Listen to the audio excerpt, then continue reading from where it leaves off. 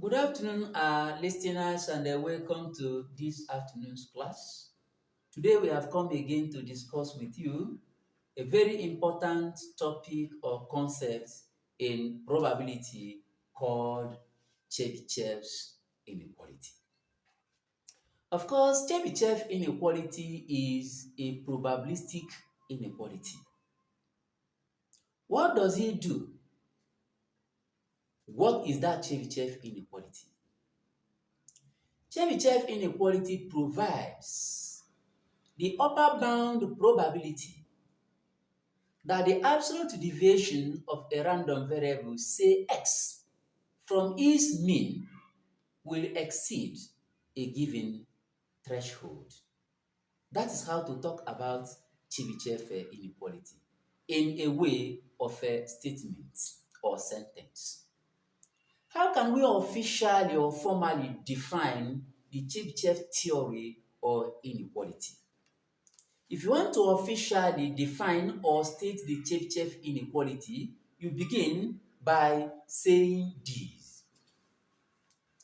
Let a random variable x be defined such that the random variable x has a finite mean and standard deviation given as mu and sigma. Let another quantity, which of course is a constant, k, be defined such that k is a positive quantity. That is to say that k is strictly greater than what? 0. With these conditions given, the Chebyshev's theorem or inequality is written as probability that absolute value of the deviation of the random variable x from its mean mu is greater than or equals to what? K standard deviation will be less than or equals 1 all over k squared. This is how to state the Chebyshev inequality with these conditions what given.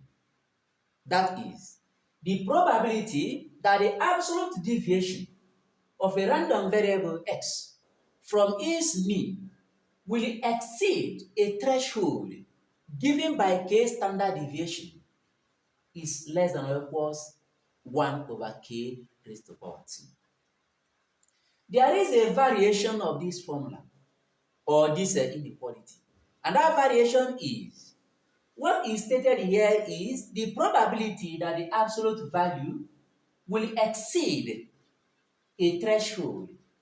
What if now we're interested of the probability that the absolute value will not exceed this threshold?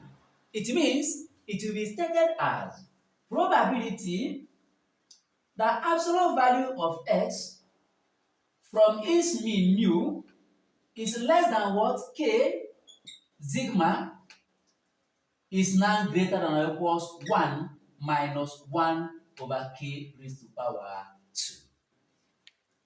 If you don't state the Chebyshev inequality this way, you state the Chebyshev inequality this way.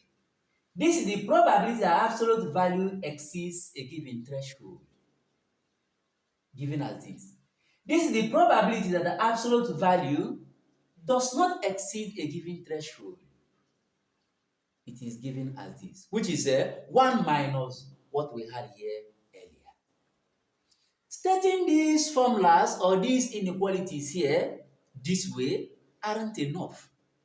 But trying to come up with these inequalities by a way of derivation will go a long way to making the theorem a lot clearer to our students. Therefore, we are going to talk about what derivation of the Chebyshev inequalities.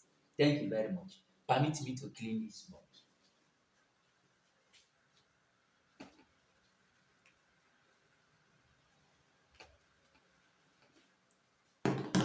Chebyshev inequality can be derived making use of two approaches. Number one approach is, number one, by using the Markov inequality, by the use of Markov inequality. Markov's inequality. Markov's what? Inequality. Or by using what is called conditional expectation. Number two, conditional expectation. Conditional expectation.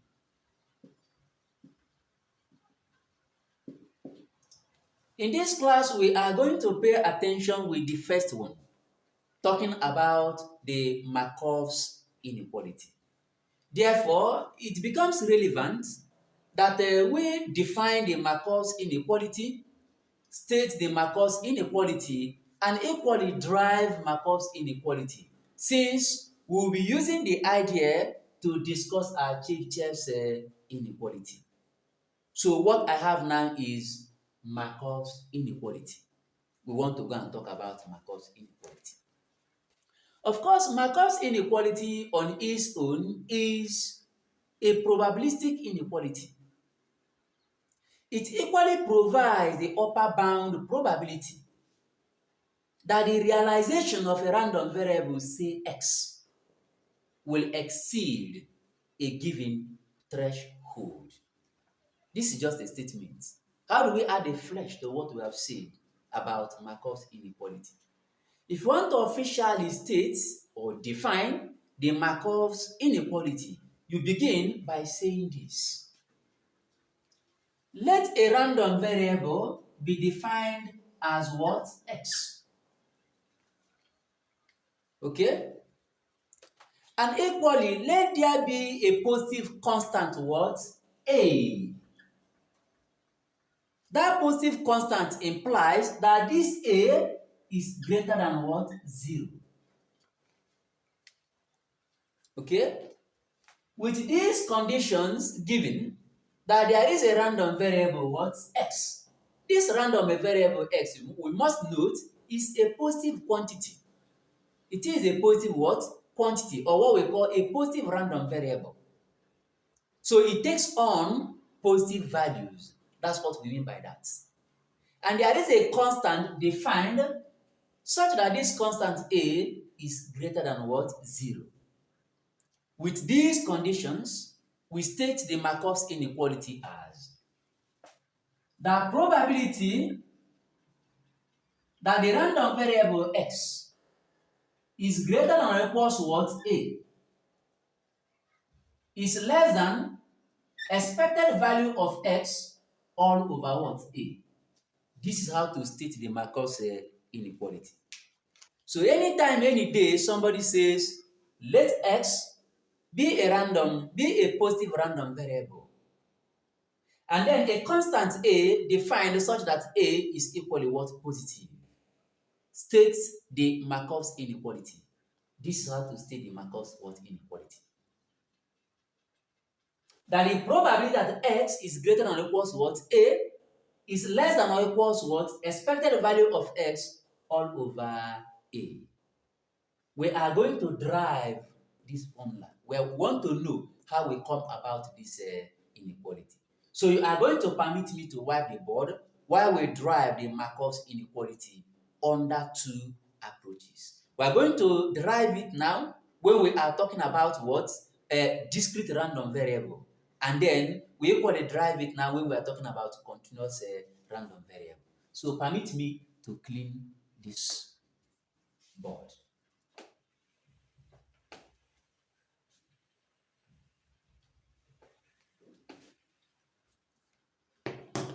So the question can just come to you as, or you can just see a statement this way. Let a random variable what? Be x, defined such that this random variable x is a positive random variable. And let a constant what? A be defined such that A is greater than what? 0. Then I ask you, show that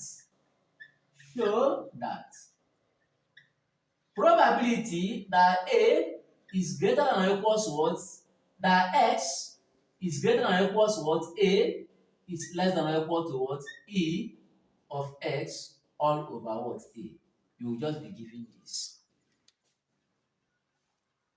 So as a way of driving this, you now begin by saying solution. As a word of solution, you have this as solution.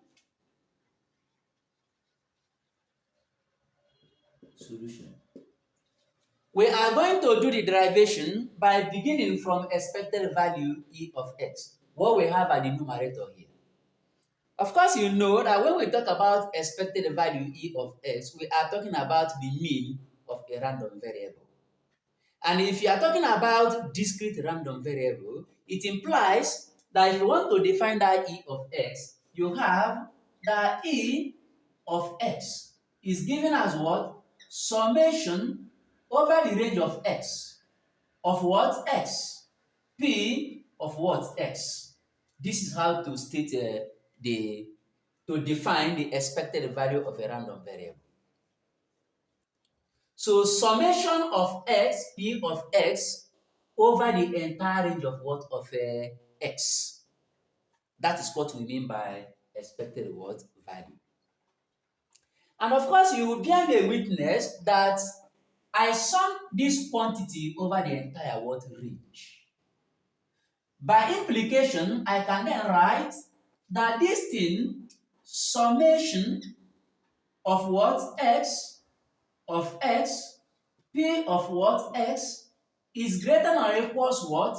Summation of what? X, greater than or equal to what? A of X, P of X. I will explain this.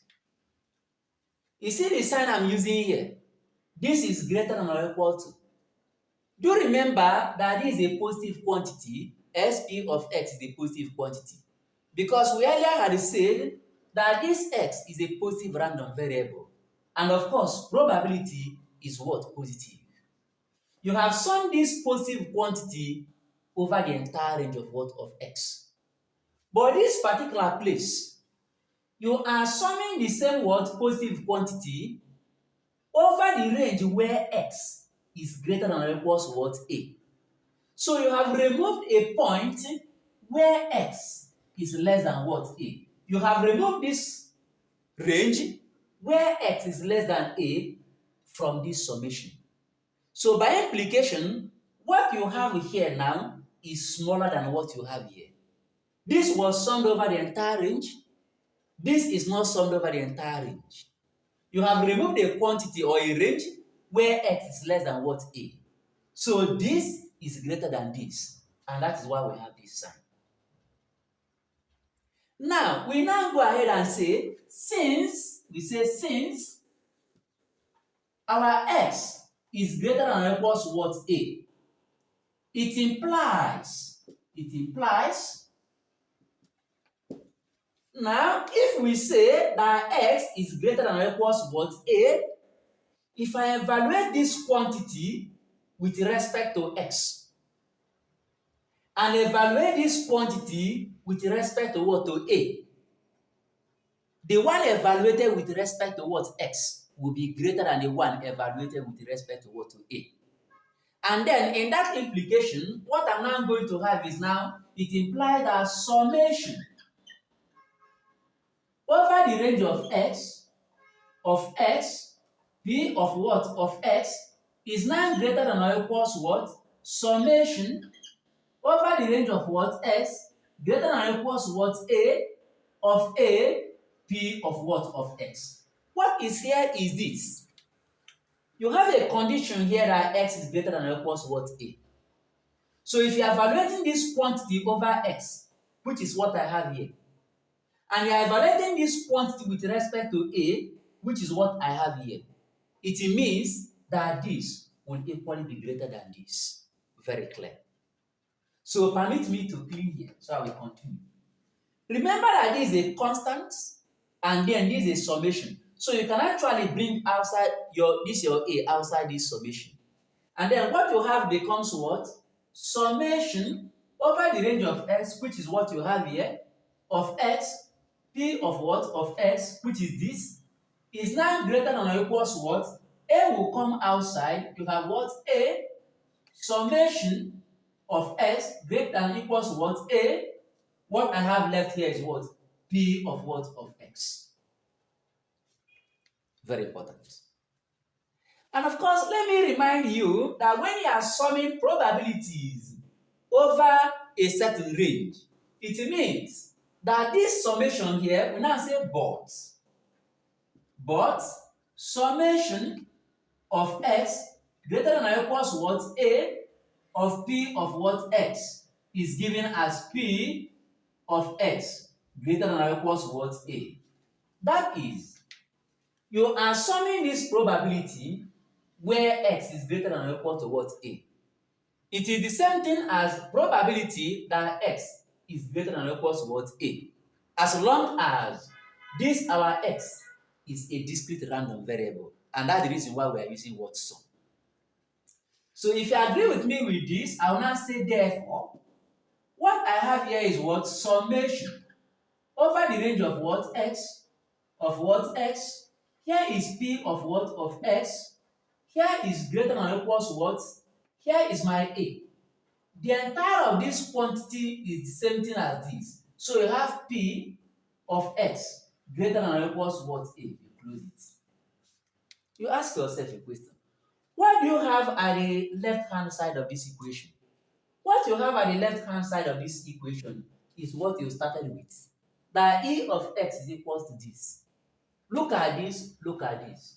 And this is equals this. So this is equals this. So you now say therefore, in place of this, you write e of x. You have e of x is greater than or equals to what? A.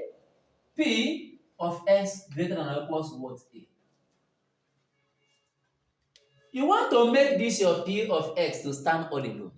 Because your interest is to arrive at something that looks like this. So you are going to divide both sides with a.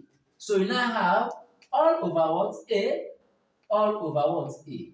This a will cancel this a. Therefore, what you have is now p of this x greater than or equals to what? A. Here is less than or equal to. So you have less than or equals to what? E of x all over a. Which is exactly what you are asked what to show. So we have proved the Markov's inequality for a discrete random variable. For a discrete random variable. For discrete, that is the reason why you are seeing us using summation. So as we want to go over to that of the integral, over to that of the continuous, we are going to be replacing everywhere we have a summation with a integral. I want to believe you don't have a problem with this thus far. Please don't forget to subscribe to our YouTube channel. We are committed to making sure that some of these things that are abstract are made very clear to you in such a manner that you can solve a lot of problems and apply them in your field. So permit me to clean this while we now show this thing this still, but assuming that the x is now a continuous random variable. So permit me to clean this.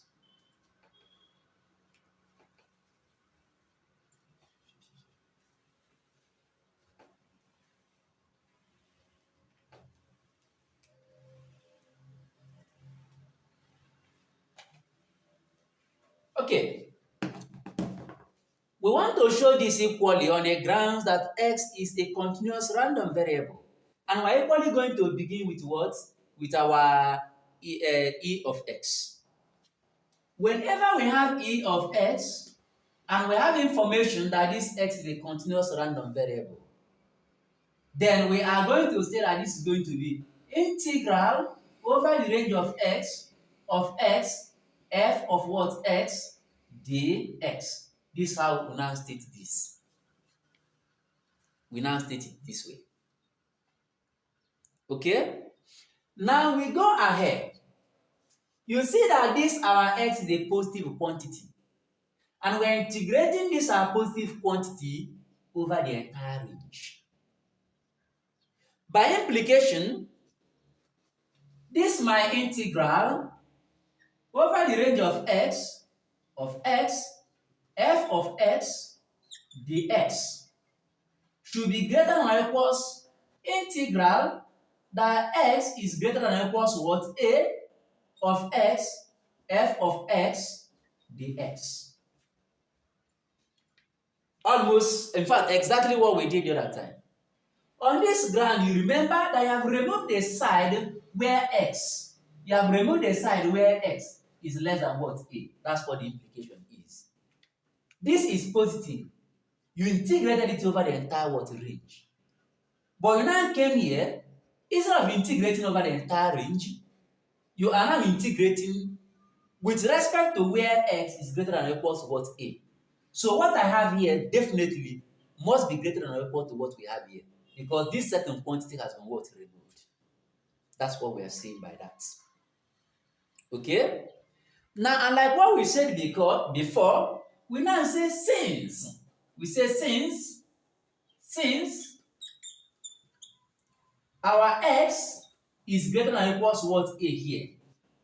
It means that if I evaluate this quantity with respect to x and evaluate this quantity with respect to A, the one with respect to x must be greater than or equal to the one with respect to A. And that will now justify your writing this way. Therefore, that the integral over the range of x f of what? X dx is now greater than or equals integral that x greater than or equals what? A of what? A f of what? X dx. You evaluated this quantity with respect to x. Look at my x here. You are now evaluating the same quantity with respect to what? To A. And there is a condition here that x is greater than or equal to A. It means that this quantity must be greater than or equal to this quantity. That's what we are saying there. And equally, remember that what we have here is A, and is a constant, and it can be brought outside the word is summation. So that what I have here becomes what? Integral over the range of x of what? X f of what? Of x dx is now what? Greater than or equals A integral of x greater than or equals what? A of what? F of x dx. That's what we now have. And remember equally that whenever you have integral over this range of f of x, what that thing means in probability is that we now say but integral of x greater than or equals A of f of x dx equals p of x greater than or equals what? A. That is probability of this range. Probability of this range with respect to that function, which is what you have here. Okay? So if you agree with me that this is this, we now return back. We now say therefore, permit me to clean this. Therefore, here is what? Integral over the range of x f of x dx greater than or equals. Here is my A, I'll write my A. Here is integral A x greater than or equals A of this, which is already equals this. So we have P of x greater than or equals what? A, this way. Okay? Now, we now ask ourselves, what do we have at the left-hand side? Look at what we have at the left hand here. And that thing is E of x. So I can easily come here, remove the entire thing here and put E of x. So therefore, my E of x is greater than or equals what? A. P of x greater than or equals what? A. Trying to make this to stand on alone, we divide both sides with A, all over A, all over what? A. This and this will cancel, and then we have this left. It becomes P of x greater than or equals what? A is less than or equals what? E of x all over A. Proved from the perspective of a continuous random variable. So this is how to prove the Markov's inequality. Anywhere they tell you something about a random variable x that is positive, and then a constant what a that is equally what positive. This is how you go about solving that problem or proving the inequality, Markov's inequality. Yes, we decided to look at Markov inequality because our interest is to use the principle of the Markov's inequality to solve the problems of Chebyshev's inequality.